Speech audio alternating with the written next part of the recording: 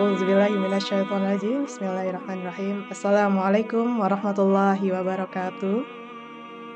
Sahabat Al-Khutwah sekalian, kita pada saat ini sudah memasuki hari puasa Ramadan menjelang hari akhir, gitu ya, menjelang hari akhir puasa.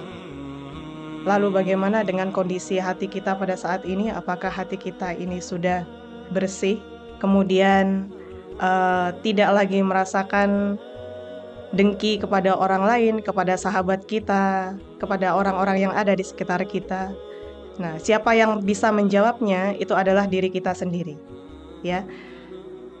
Sebagaimana dalam hadis riwayat Bukhari Muslim mengatakan bahwasanya Rasulullah SAW bersabda, di dalam diri manusia itu ada yang namanya segumpal daging, ya, segumpal daging.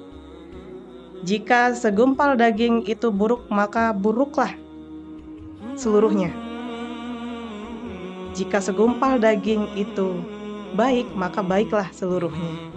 Dan segumpal daging itu disebut dengan qalb atau hati. Ya. Kita bisa tahu hati kita ini bersih, sakit atau sehat.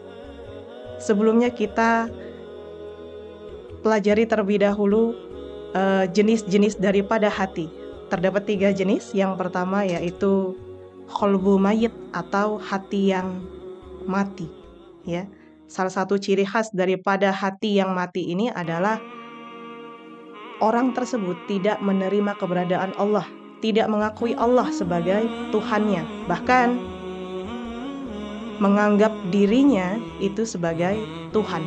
Kita tahu siapa orang pemilik hati ini. Dia adalah Fir'aun. Na'udzubillah min zalik, sahabat Al-Khutwah sekalian. Jangan sampai kita termasuk ke dalam orang-orang yang berqalbu mayyit, ya, atau orang yang memiliki hati yang mati. Kemudian jenis yang kedua yaitu qalbu marid atau hati yang sakit. Nah, siapakah pemilik daripada hati ini? Sebagian besar adalah kita. Ya. Kenapa sebagian besar adalah kita pemiliknya? Karena di dalam hati yang sakit itu masih terdapat penyakit hati, di antaranya seperti sombong, kemudian dengki, iri, ria, ya, suka melebih-lebihkan atau membanggakan diri sendiri kepada orang lain secara berlebihan. Itu juga termasuk salah satu bahwasanya hati kita itu masih sakit. Nah, jelas yang namanya penyakit juga harus diobati. Kalau nggak diobati, Masya Allah, nanti apa yang akan terjadi? Secara medis saja, kalau misalkan tubuh kita ini, ya, bagian dari tubuh kita ini sakit, tangan kita saja sakit, kalau dibiarkan nanti sakitnya akan menjalar ke seluruh tubuh. Bagaimana dengan hati kita?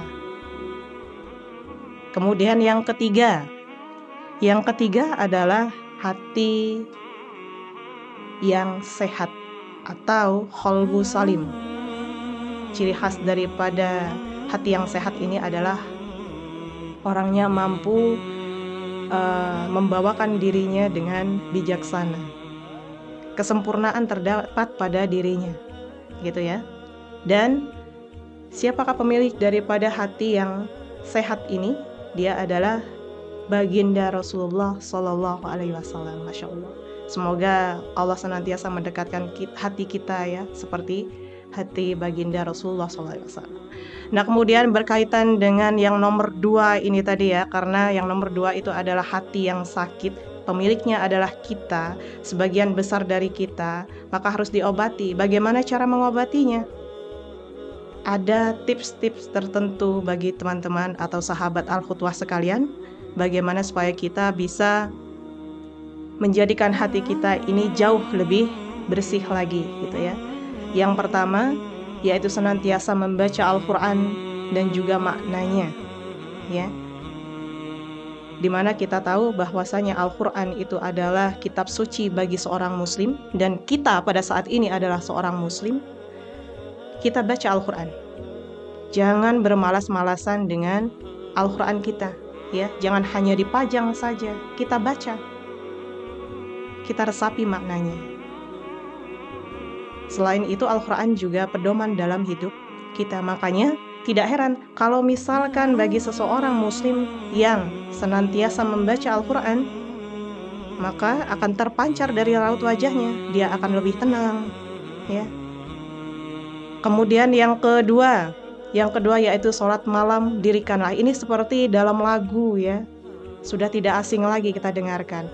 Sholat malam dirikanlah. Selain sholat 5 waktu, jangan sholat 5 waktunya ditinggalkan kemudian sholat malamnya dikerjakan, ya. Itu tidak ada hasilnya kalau seperti itu. Sholat 5 waktunya tetap dikerjakan, selain itu ada sholat malam. Contohnya seperti sholat tahajud, sholat witir, ya, apalagi nih sekarang di bulan Ramadan, sholat tarawihnya, Masya Allah, ya. Lalu yang ketiga, berkumpullah dengan orang yang solih. Masya Allah. Ini ibaratkan kalau kita ingin menjadi orang yang baik, maka berkumpullah dengan orang-orang yang baik. Jika kita ingin menjadi orang yang pintar, maka bertemanlah dengan orang yang berpintar, ya, yang memiliki wawasan yang luas. Kemudian satu lagi, jika kita ingin menjadi orang yang solih, maka berkumpullah dengan orang-orang yang solih. Ibarat pepatah mengatakan begini, kalau misalkan kita berteman dengan pandai besi, maka kita akan terkena panasnya atau pandainya, gitu ya, dalam menciptakan bagaimana besi itu diproses menjadi suatu karya, gitu ya. Kalau misalkan kita berteman dengan penjual minyak wangi, otomatis kita akan terkena harumnya. Nah, kurang lebih seperti itu, ya. Lalu obat yang selanjutnya adalah perbanyak puasa. Masya Allah, ya, kita pada saat ini kondisinya sedang berpuasa di bulan Ramadan. Bahkan di luar bulan Ramadan ini, kita juga harus memaksimalkan diri untuk melakukan puasa-puasa sunnah lainnya, gitu. Kemudian yang terakhir adalah zikir malam harus diperbanyak, ya. Seperti dalam surat Al-Quran, surat Al-Ahzab ayat 41 yang memiliki arti, hai orang-orang yang beriman, berzikirlah dengan menyebut nama Allah Subhanahu wa ta'ala, zikir yang sebanyak-banyaknya. Dengan memperbanyak zikir, maka insya Allah kita akan semakin mengingat Allah. Maka dari itu apa hasilnya? Zikir tersebut akan membuat kita menjauhi segala larangan Allah Subhanahu wa ta'ala. Itulah tadi sahabat Al-Khutwah sekalian, ya. Mumpung ini masih di bulan Ramadan, mari kita perbaiki hati kita, kita obati hati kita supaya bisa menjadi lebih baik lagi ke depan.